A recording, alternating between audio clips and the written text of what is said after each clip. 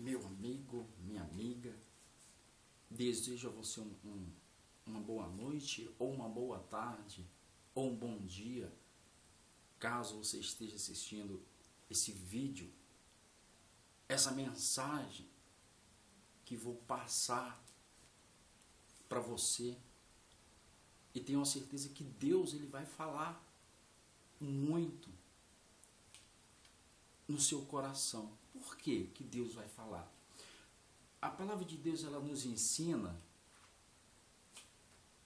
que todo aquele que dá ouvido à palavra de Deus, Deus ele honra, Deus ele abençoa.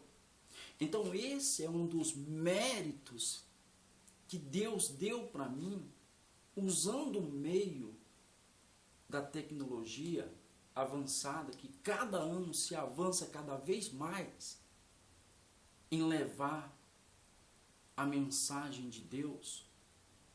E esse foi um dos meios que Deus colocou no meu coração, usando o meio da internet, fazendo esse trabalho evangelismo, usando o Face, usando o Twitter, usando as redes sociais. Enfim, existem vários méritos do conhecimento, do seu conhecimento com a tecnologia, para você aprender algo de Deus. E Deus, Ele quer que nós que servimos a Ele, quer que nós venhamos levar a palavra de Deus nos 4 cantos do mundo. Como que a palavra de Deus ela pode se colocar ou estar nos 4 cantos do mundo? Através desse pequeno aparelho, através da tecnologia. E Deus me trouxe hoje no meu coração para passar para vocês uma palavra de bênção. Uma palavra que vai edificar a sua alma e o seu espírito. Você está entendendo, sim ou não? Então, tenha bastante atenção nessa mensagem, que tenho certeza que Deus vai falar com você.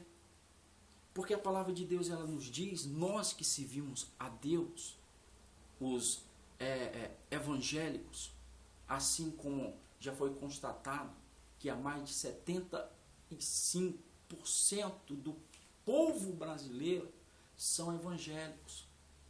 Mas ainda existe pessoas que é necessário nós ensinarmos fisicamente, indo até você. Se eu não posso ir até a sua casa, eu uso esse meio de comunicação. Então veja só o que Deus quer que nós, eu, você, venhamos a fazer. É o quê? No livro de Timóteo, que diz assim, veja só, no segundo capítulo de Timóteo diz assim: devemos fazer orações por todos os homens.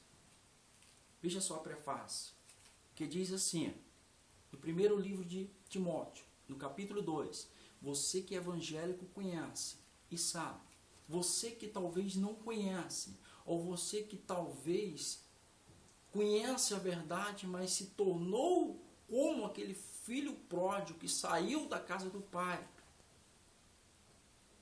E é dever nós de orarmos por vocês também, conhecedores da verdade, que se afastaram de Deus.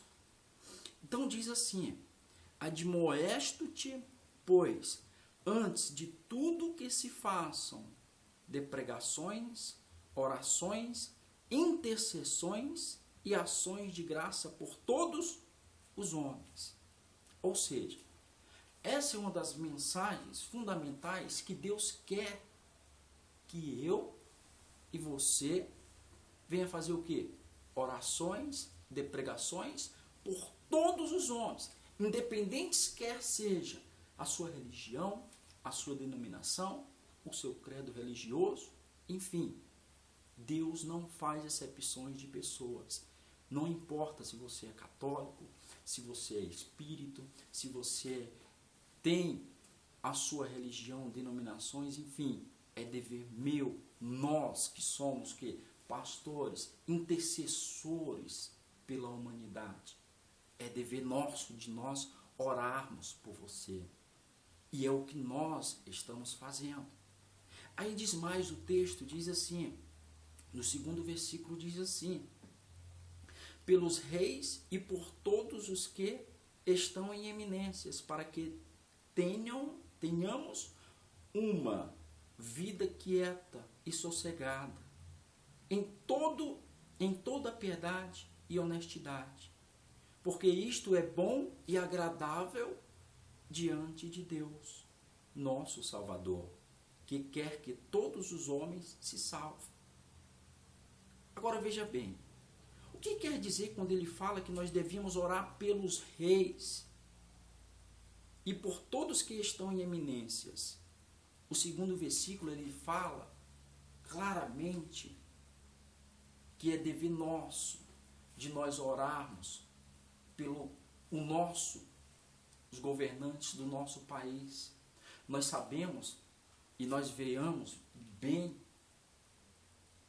nas redes sociais, nos jornais que nós assistimos. O Brasil é um país que hoje nós podemos nos considerarmos vivermos como numa Segunda Guerra Mundial. Sim, você vai concordar comigo, sim. Por quê? Porque nós vejamos todos os dias que as pessoas falam, que os líderes políticos falam, que nós vivemos num país democrático, que existe ainda uma democracia de direito de ir e de virmos. Mas nós venhamos ver também que os nossos reis, o que quer dizer que a palavra de Deus fala que nós devemos orar pelos nossos reis, pelos nosso presidente, pela nossa presidente que se encontra lá governando o nosso país? Por que ela, ou por que um presidente toma posse de uma cadeira? Por que o presidente ele toma posse? Por que ele é eleito? Através do meu voto e do seu. Ele recebe méritos e direito de estar naquele lugar porque você acreditou. Porque você acreditou que pode haver uma possibilidade de uma nova mudança com relação ao país que nós vivemos, em uma situação que está desgovernada. Mas nós que somos líderes religiosos, o que eu tenho feito para a melhoria do nosso país, da nossa cidade, do nosso bairro? Será que eu tenho levado a palavra de Deus aos pobres, humildes de coração? Será que eu tenho orado pelo nosso presidente, pela minha presidente, para que Deus venha fazer um mover no seu coração? Para pedir para que Deus venha agir na mente, no subconsciente, no intelecto, para trazer o conhecimento da verdade. É bem verdade que um presidente, não sei, não tem nem ideia que religião ou credo religioso ela ou ele, o presidente, tem. Mas é dever meu e dever seu que é religioso. O que adianta nós criticarmos o nosso prefeito, os nossos vereadores, o nosso presidente, sendo que a palavra de Deus ela é bem clara, que é dever nosso, de nós orarmos pelos nossos reis e por todos que estão em eminências. Será que você tem feito críticas, o contrário, com relação ao prefeito de sua cidade? Por que a nossa cidade ela está de uma forma descontrolada? A palavra de Deus nos diz e nos ensina que um homem com sua atitude de fé e oração pode surgir muitos efeitos. O que o Brasil, o que o mundo pode oferecer para os nossos filhos hoje?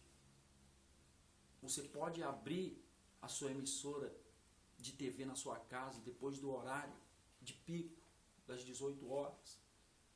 Você assiste um jornal, você só vê tragédia, você vê discórdia, você vê pai matando filhos, você vê filhos matando pai, você vê a droga se alastrando cada vez mais.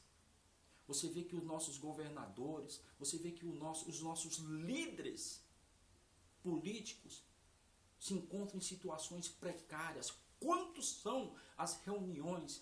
Quantos são os projetos que estão guardados, arquivados, para que venham ser provados na lei da Constituição do nosso país? Por que as pessoas falam e dizem que a fome no Brasil ela nunca acaba? Mas sabe por que ela nunca acaba? Você que é religioso, você que critica, é porque você não tem feito a sua parte. Você não tem feito aquilo que Deus te ordenou. Porque quando você faz um juramento, um voto com Deus, homem de Deus, para você que é homem de Deus, para você que é pastor, que é bispo, em vez de você criticar, ore por eles. Busque, porque um bom pastor, ele dá a sua vida pelas suas ovelhas. Porque é dever nosso e é prazer de Deus que quer que todos os homens se salvem. E a salvação deles depende da minha e da sua oração. Aí diz mais aqui assim: porque isto é bom e agradável diante de Deus, o nosso Salvador. Jesus, ele veio, não foi para os intelectuais, os homens inteligentes, não. Jesus, ele veio foi para os perdidos. Jesus, ele veio para mudar, para transformar a vida do homem, para fazer com que venha se concretizar o que está escrito no Salmo 40. Você, conhecedor da verdade, será que você tem feito o que é bom e agradável diante de Deus, levando a boas novas, fazendo do seu uso locomotivo, levando o conhecimento da palavra de Deus, saindo, evangelizando, falando do amor de Deus? Faça isso que Deus, ele vai te honrar. Porque a palavra de Deus diz que nunca viu um justo desamparado seu, e nem de sua descendência mendigar o pão. Deus não vai deixar, não. Deus não vai deixar de suprir as necessidades do mantimento da sua casa, do seu lar, enfim, quaisquer seja, na sua vida profissional, na sua vida conjugal e principalmente na sua vida espiritual. O nosso Brasil pede socorro, mas o conhecimento que Deus deu para eles lá dentro do Senado, lá dentro do parlamento, foi um conhecimento que nós que somos religiosos e conhecemos a verdade, que nascemos da água e nascemos e do Espírito, é necessário que eles nasçam de novo. E para que eles venham nascer de novo, para que o Brasil venha a ser uma nova era, nós temos que fazer a nossa parte. Quantos são os líderes religiosos também? Eu falei de líderes políticos, que são os mais carentes e necessitados de oração, principalmente da minha e da sua, quando nós entregamos a nossa vida diante do altar. Porque Deus tem colocado no meu coração, no seu coração, o propósito de fazer a boa obra. É justamente por essas pessoas, é justamente para que o povo venha ver e entender que Deus é Deus. Porque nós sabemos que no mundo já tem acontecido uma boa parte daquilo que a palavra de Deus tem nos ensinado. Nós já estamos vivendo a era de Apocalipse. Você sabia disso? Nós não estamos no tempo de brincarmos com a palavra de Deus, de fazer conhecimentos e de trazer conhecimentos para adquirir bens material próprio para você. Não. Nós temos que fazer a obra de Deus com amor, com carinho, com dedicação. Será que você, pastor, ama a sua igreja?